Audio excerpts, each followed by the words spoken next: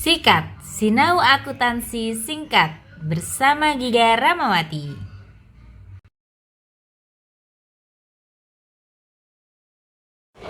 Hari ini kita akan belajar tentang intercompany transaction atau transaksi antar perusahaan yang saling berafiliasi tentang plan aset atau asetnya ya. Jadi yang diperjualbelikan antara induk dan anak di sini adalah aset. Aset itu bisa tanah, bisa bangunan, bisa peralatan ya, mesin dan lain sebagainya. Nah, untuk hari ini kita bakal bahas teori dulu ya, secara bentar aja. Baru nanti kita bakal nyoba jawab-jawab soal di bukunya BIMS yang edisi ke-13 ya, E61 yang lebih tepatnya di halaman 229 ya. Nah, untuk pertama kita bahas teori dulu. Jadi di sini nanti ya, si induk itu bakal punya ayat jurnal sendiri, bakal punya buku sendiri, dan si anak juga bakal punya jurnal sendiri atau buku sendiri ya. Setiap transaksi kan selalu dicatat. Nah, nanti dari dua ini ya, ketika dia digabungkan gitu kan ya, itu akan menghasilkan consolidate working paper atau kertas kerja konsolidasi, konsol ya. Itu dari bukunya anak dan induk masuk ke sini. Nah, untuk jurnal yang dibikin induk sama anak itu nggak dijelaskan ya sama saya. Tapi jurnal yang di depan kalian ini, yang kotak ini itu adalah jurnal dari consolidate working paper entry. Jadi di sini adalah jurnal untuk kertas kerja konsolidasi, bukan jurnal induk, bukan jurnal anak. Oke, ini adalah jurnal untuk kertas kerja konsolidasi, berarti udah gabungan ya.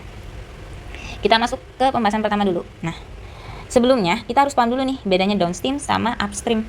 Jadi nih, kalau misalnya downstream, upstream, selama intercompany transaction kita akan selalu berkenaan dengan dua istilah ini. Downstream itu arus bawah, upstream itu arus atas. Maksudnya apa? Downstream itu terjadi ketika si parent menjual barang ke anak. Nah, kan arusnya ke bawah nih dari bapak anak. Sedangkan upstream itu terjadi ketika anak ya jual ke parent atau induk. Nah, berarti kan ke atas, anak yang jual ke parent ya. Nah, bedanya apa di sini? Ketika dia itu kasusnya downstream. Jadi kan misal ini intercompany transaksinya tentang peralatan ya. Jadi si parent jual peralatan ke anak. Maka barang itu 100% kan keuntungan atas penjualan itu dimiliki oleh parent. Nah, beda nih kalau misalnya upstream.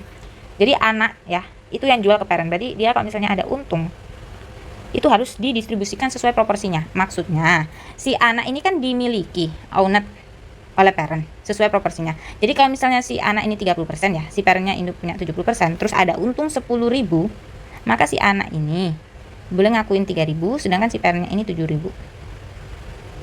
Jadi dibagi dua gitu di sini upstream itu. Bedanya cuma di situ aja, makanya nanti di jurnalnya dia akan memunculkan NNCI, haknya minor, non controlling minor gitu ya, minoritas, non controlling interest.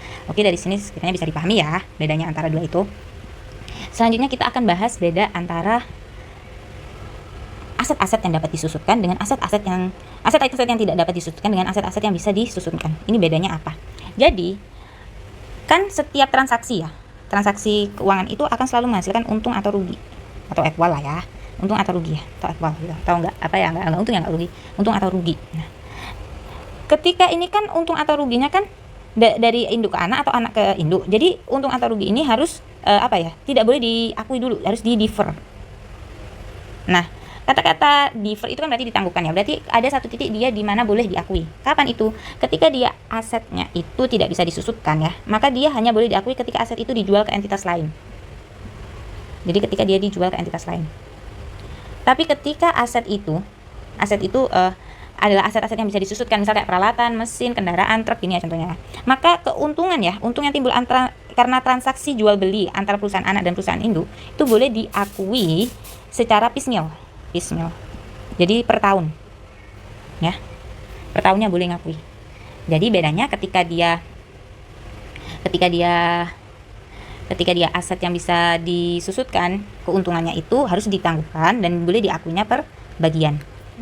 Per bagian. Tapi kalau misalnya dia itu aset yang tidak bisa disusutkan, boleh diakui ketika aset itu dijual ke orang lain, bukan dijual ke induk atau ke anak. Jadi dijual ke pihak ketiga. Untungnya itu boleh diakui ketika dijual, ketika tidak ada penyusutan, tapi ketika dia itu bisa disusutkan boleh diakui per bagian. Nah, itu nanti bedanya di situ aja. Oke? Selanjutnya kita mulai masuk ke jurnal. Nah, jadi ini jurnal consolidated working paper entry ya, bukan jurnal punyanya induk sendiri atau anak sendiri. Ini jurnal gabungan antara induk dan anak. Misal nih, kita mulai dari yang tidak bisa disusutkan alias tanah. Jadi misalnya gini aja. Jadi si induk parent itu jual tanah ke anak, ya. Dari transaksi ini nanti dia akan misal menghasilkan keuntungan gitu ya. Keuntungan sebesar 10.000. Jadi dia belinya sebenarnya cuma 25.000 Karena itu harganya cuma 25.000 tapi dijual ke anak 35.000, berarti untung dong, untung 10.000. Ini apa berarti? Downstream, induk ke anak downstream.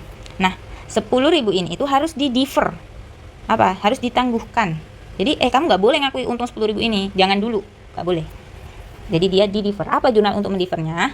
Jurnal untuk mendefernya di sini adalah sebenarnya di jurnalnya induk ya. Jadi jurnal untuk eliminasinya aja di sini ya. DPE-nya gain on sale land pada land. Jadi gain on sale-nya itu di debit. Gain on sale itu kan merupakan akun-akun yang masuk ke income ya, maksudnya masuk pendapatan ya. Seharusnya ketika dia bertambah dia itu masuknya kredit ya. Tapi karena dia ini itu ditangguhkan, jadi dia di debit. Sebesar berapa? Bukan 35 juga bukan 25, tapi sebesar keuntungannya aja atau kerugiannya aja. Sebesar 10.000. Jadi dia di defer sebesar 10.000. Ini misal ini belinya di tahun 2016. Di tahun berikutnya di tahun 2017 ya. Tahun 2017 akun gain on sale itu kan nggak ada. Akun gain on sale itu kan udah nggak ada. Karena apa? Dia akun-akun yang masuk laba rugi kan. Artinya akun laba rugi itu kan di siklus akuntansi ya, dari akun laba rugi ini bakal ditutup ke ikhtisar laba rugi ya. Jadi yang tersisa di sini cuma apa? Untuk data awalnya ya, cuma neraca gitu kan. Nah, jadi akun gain on sale tuh nggak ada. Jadi di sini dimasukkan ke investment in S pada land. Sebesar berapa? Tetap 10.000.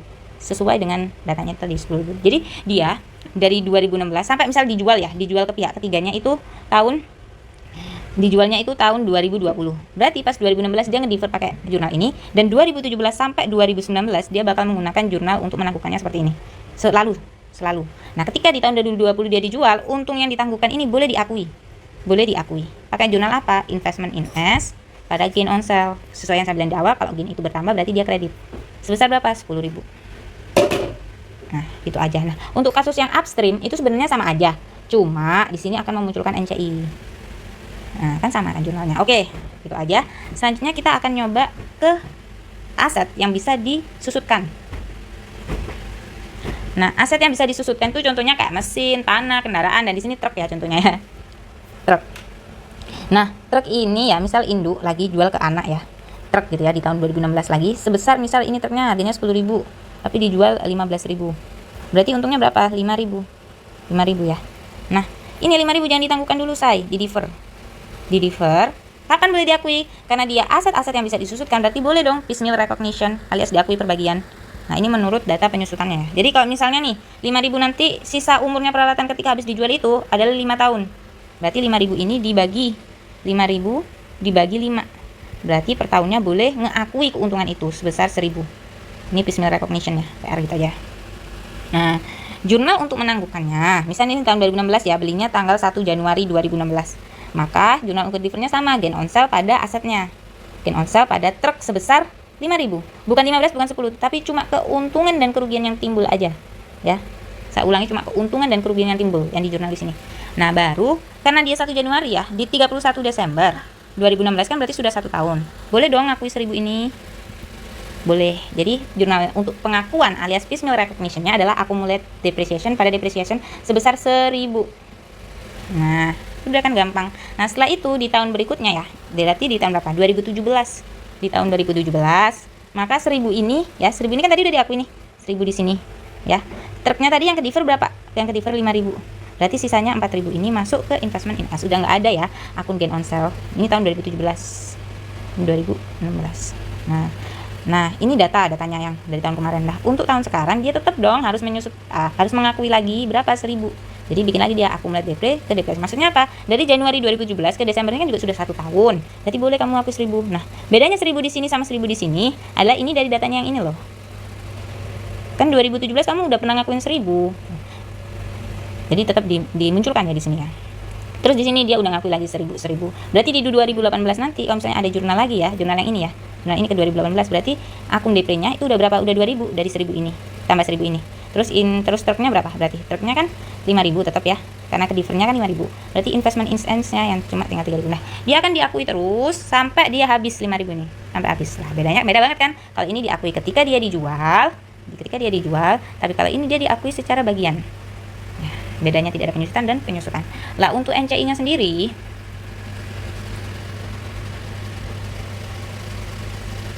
nah, untuk NCI-nya sendiri, gak ikut kapus sih. Nah, untuk upstream-nya ya, itu sama aja jurnalnya kayak ini tuh, sama. Cuma di sini dia nggak ke cuma investment in S, ini kan cuma ke investment in S, ini juga ke NCI. Nah, karena bahasnya itu lama ya, jadi kita skip aja. Jadi ini nanti sesuai proporsi. Jadi kalau tadi ini misalnya ini 4.000, terus ini 1.000, ini 5.000. Ini kan yang di defer misal 5.000. Terus akunnya tadi sudah diakui 1.000, berarti sisa 4.000 kan? 4.000 nanti ini akan diakui sesuai kepemilikan. Jadi misalnya si induk memiliki si anaknya cuma 80%. Jadi anaknya kan punya 20%. 4.000 ini bakal dikali 80%, 3.200 ya. Baru nanti dikalikan 20% di sini punyanya NCI. Berapa? 800. Itu aja. Bedanya cuma di situ. Nah, kalau kasusnya itu untung. Tapi ketika dia rugi ya, sebenarnya sama jurnalnya ya. Ini saya pakai aset-aset yang dapat disusutkan ya tentunya. Jadi di sini bedanya kan ini gain ya. Ini loss. Loss tapi di kredit. Loss kan seharusnya di debit. Loss tapi di kredit ya. Ini JPE kan ya. Loss pada truknya di debit. Jadi loss ini kalau misalnya tahun 2016 ada rugi karena penjualan atau karena transaksi antar perusahaan yang menghasilkan kerugian gitu ya. Maka ini jangan diakui dulu di tahun 2016, jangan. Nggak boleh di defer dulu. Kapan diakuinya? Piecemeal. Ya, karena dia penyusutan. Kalau dia tidak bisa disusutkan, kapan diakuinya? Ketika dia dijual ke entitas lain. Dari sini paham ya. Nah, nanti untuk piecemeal loss, tadi kan piecemeal recognition untuk keuntungannya. Ini piecemeal recognition atau pengakuan perbagian untuk rugi itu dibalik depre expense pada accumulated depre. Nah, itu tadi adalah consolidate working paper entry untuk kasus plan intercompany transaction, plan asset ya. Sudah, sekarang kita waktunya untuk coba jawab soal di bukunya BIMS. Nah, jadi ini soalnya ya. Ini soalnya. Nah, kita coba jawab dulu nomor 1 ya. Faizal menjual tanah dengan book value atau nilai buku 6.000 ke Asmi Company sebesar 8.000 tahun 2016. Berarti di tahun 2016 ini si Faizal ya menjual apa? Tanah gitu kan ya ke Asmi. Berapa yang dijual? Ini jadi book value tanah tadi itu cuma 6.000 tapi dijual ke Asmi 8.000. Kebanyakan ya. Ya. Berarti berapa untungnya? 2.000 ya. Tahun 2016. Nah, Asmi is wholly owned subsidiary of Faizal. Berarti Asmi ini ternyata adalah anaknya si Faizal. Berarti apa nih kasusnya ketika induk jual ke anak? Dia itu downstream. Nah, Asmi Company menjual tanah itu ke pihak ketiga. Jadi dijual ke outside entity ya, maksudnya entitas lain, pihak ketiga gitu aja. Ini kita nggak kenal nih siapa, pihak ketiga ya. Itu sebesar 10.000. Nah, sebesar 10.000 itu an outside entity di tahun 2018. Jadi ini ke tanah. Berarti ini baru boleh diakui ya ketika dia dijual ke pihak ketiga. Kenapa? Dia tanah. Baru boleh diakui ketika dia dijual ke pihak lain. Nah, masuk ke soal nomor 1. Di 2016, unrealized gain-nya, maksudnya keuntungan yang nggak boleh direalisasi, harusnya A, to be eliminated is affected by the non-controlling interest percentage. Ini salah ya, ini kan downstream, ngapain pakai NCI-an ya. B, is initially included in the subsidiary account and must be eliminated from Faizal Company income from Asmi Company under the equity method. Loh, kan unrealized gain. Salah ya. Masuk ke yang C, is eliminated from consolidated net income by a work paper entry that include a credit to the land. Nah, ini kayaknya benar nih. Nah, jadi unrealized gain di tahun 2016 ya, di working paper entry-nya, itu kan tadi apa? Gain on sale, karena ini transaksinya tahun 2016 ya, tahun 2016. Berarti gain on sale land pada land. Sebesar keuntungannya aja nih, berapa? 2.000.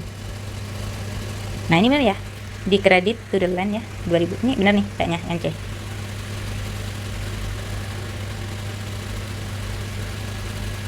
Nah, is eliminated from consolidated net income by a work paper entry that include a credit to the land account for 8.000. Bukan 8.000 ya, tapi sebesar keuntungan atau kerugiannya aja 2.000. Berarti ini kayaknya sih ya, jawabannya yang benar itu yang si C. Nah, ini kita bersihin dulu ya. Tapi berguna juga sih buat nanti. Pindahin ke rada atas saja. Sini ya. Oke. Selanjutnya kita turun ke bawah ya. Nah, yang nomor 2. Which of the following statement is true? Mana nih yang benar? Yang A, under the equity method, Faizal Company investment in account will be 2.000 less than its underlying equity in Asmi. Ini kayaknya benar nih. Maksudnya adalah di bawah equity method ya. Jadi ini kalau equity method itu bukunya siapa? Bukunya induk ya. Bukunya pihak mayor di sini, bukunya Faizal. Ya. Pakai apa kalau equity method? One line consolidation. Nah, one line consolidation itu maksudnya invest pada income atau income pada invest, jadi satu garis aja. Di tahun 2017 ya. Tahun 2017 itu si induk ini ya, jadi bukan kayak tadi, tapi tadi kan working paper ya, apa maksudnya kertas kerja konsolidasi. Ini tuh ayat jurnalnya si induknya aja yang nggak saya jelasin tadi. Dia bakal bikin jurnal kayak gini nih, income from Asmi pada invest in Asmi kan ya, sebesar berapa? Sebesar 2.000. Jadi apa? Income-nya itu ya bakal kurang dari apa ya? Ekuitasnya di ASMI itu sebesar 2000 di tahun 2017 itu. Nah, karena adanya ini transaksi intercompany. Berarti ini kayaknya A yang benar ya. Coba yang B. No working paper adjustment. Nah, ini udah jelas nih salah. Di tahun 2017 tetap dia harus bikin WPE. Kalau WPE-nya tadi gimana? Kalau WPE yang kayak di atas tadi kayak gini ya. Karena dia di 2017 udah nggak ada kan akun gain on sale, berarti investment in ASMI pada apa LAN. Sebesar berapa differnya? 2000. Nah, maksudnya itu ya, induk kan bikin jurnal kayak gini ya. Terus BPE-nya itu kayak gini yang konsolidasi di kertas kerja gabungan. Jadi ini tuh kayak ngapus dulu. Selanjutnya, work paper entry debiting gain on sale LAN. Ini salah ya, seharusnya ada working paper kayak gini ya. Di 2017. Working paper entry debiting gain on sale LAN and crediting LAN will be required each year until the LAN. Working paper entry debiting gain on sale of LAN and crediting LAN. Nah, seharusnya kan kalau misalnya required each year atau per tahunnya dibutuhkan, dia kan bukan nggak pakai gain on sale lagi, tapi udah pakai investment in ASMI kan yang di debit. Nah, ini salah juga nih. Pada LAN ini benar nih required each year, maksudnya dibutuhkan per tahun sampai dijual ke pihak lain kan tanah. Tapi salah jurnal. In 2018, the year of ASMI sale to an outside entity, the work paper adjustment for the LAN will include a debit to gain sale. Nah, ini salah nih. Ketika di tahun 2018 ya. Ini BPE ya, masih BPE ya. Dia itu dijual. Berarti apa dia? Dijual. Dia diakui kan. 2000 ini loh baru diakui di tahun 2018 ketika dia dijual. Berarti apa tadi jurnalnya? Investment in ASMI pada gain on sale. Jadi gain on sale-nya itu dikredit. Ingat, setiap akun pendapatan itu income itu saldonya untuk penambahannya itu dikredit sebesar 2000. Kita lihat. Nah, ini kok dia di debit. Salah ya, seharusnya dikredit 2000. Nah, berarti ini sepertinya jawabannya sih yang A. Sepertinya seperti itu. Oke, lanjut ke soal nomor 3. Kenapa lebih-lebih begini sih nulisnya? Oke, kita lanjut ke nomor 3. Dan nggak bingung pakai warna lain ya. Di nomor 3 ini, Pond Corporation sold an office building. Jadi Pond ini menjual gedung ke 90% anaknya, Sound Corporation, sebesar 120.000 pada Desember 31. Jadi 31 Desember 2016 ya. 2016. Ini jual building ya. Si induk Pond, si induk, jadi induk jual ke anak Son. Berarti apa? Downstream ya ini. Dijual 120.000. The cost of building 100.000. The cost of building 100.000. Berarti dulu waktu awal banget dia belinya building itu sebesar 100.000. Nah, tapi di tahun 2016 nih, book value-nya cuma 80.000. Berarti untungnya berapa? Ingat kalau di sini tuh dilihat dari book value ya. Dia ya kayak menjual peralatan biasanya kan lihat dari book value ya. Sebesar 40.000 berarti. Untung atau rugi yang seharusnya ke defer. And the building had a remaining useful life for years. Berarti ingat tadi disusutkan based on berapa sih sisa umurnya itu 4 tahun ya. Berarti 40.000 bagi 4 berarti 10.000 lah per piecemeal recognition-nya per tahun anualnya. Nah, kita coba jawab yang nomor 3. How will the intercompany sale affect Pond income from Sun? Ini bukan masuk consolidated working paper, melainkan dia itu tak kecilin dulu di sini. Nah, ini tuh masuk ke jurnal sama kayak tadi ini. Ini sih sama kayak ini. Bukunya si Indah ya. Nalarnya pakai bukunya si Indah. Pakai bukunya si Pond induknya. Kita bisa lihat ya. Pond income from S. Jadi kan dia tadi kan bikin jurnal ya. Di bukunya si induk itu income from S pada invest. Berapa jumlahnya? Ya 40.000 sesuai yang ke defer. Nah, berarti kan income in S-nya ini, income from S-nya ini kan dia tuh turun kan? Turun sebesar 40.000. Ingat dia di debit. Berarti dia kan ke defer gitu. Turun sebesar 20.000. Seharusnya sih ini decrease. Nah, untuk net income di tahun 2016 itu kayak nggak ada pengaruh gitu di bukunya ini. Jadi net income-nya maksudnya itu kan dia kan tadi gain 40.000 ya. Seharusnya gain ya 40.000. Tapi kan ke defer kan dia ditangguhkan. Jadi net income-nya ini kayak nggak ada pengaruh kamu itu. Transaksi ini tuh nggak ada pengaruh. Jadi intercompany sale ini nggak ada pengaruh di net income-nya. Tak defer, tak tangguhkan. Jadi berarti jawabannya income from S-nya decrease, net income-nya nggak ada pengaruh. Mari. Ini si A juga jawabannya si A. Betul. Aduh, si A juga ya jawabannya. Oke, yang nomor 4 nih, nomor terakhir. How will the consolidated asset and consolidated net income 2016 be affected by the intercompany sale? Jadi sebenarnya ini soal lucu sih. Lucu. Tahun 2000 kan ini ya, ada jurnal konsolidasi atau consolidate working paper gitu ya. Itu kan untuk menghapuskan apa sih? Kayak efek antar penjualan, bukan efek antar yang timbul tadi loh, keuntungan atau kerugian yang timbul karena penjualan antara induk anak atau anak induk itu kayak ditanggungkan baru di realisasi di tahun-tahun berikutnya gitu kan ya. atau ketika dia dijual. Nah, jadi di tahun 2016 ya, ketika ada transaksi untung rugi. Ini kan si induk, misal si induk ya yang jual ya. Kan dia misal dapat untung 20.000. Kan nggak boleh diakui kan? Ini tadi berapa sih untungnya 40.000 ya? Nggak boleh diakui dulu kan? Tapi kan si induk ini kan nggak boleh diakui dulu. Jadi di konsolidate-nya itu transaksi antar perusahaan ini ya, itu tidak akan menimbulkan efek apapun di tahun 2016 ini. Jadi nggak ada tuh efek yang timbul karena ini pon jual ke son ini, induk jual ke anak ini. Jadi baik itu consolidate aset ataupun consolidate net income. Jadi jawabannya sih menurut saya yang B. Udah, sekiranya itu aja sih yang tak tahu. Kalau benar atau salahnya itu saya kurang valid juga karena kita kan bukan ahli ya, masih belum ahli. Jadi nanti silakan di cross check lagi. Terima kasih dan wassalamualaikum warahmatullahi wabarakatuh.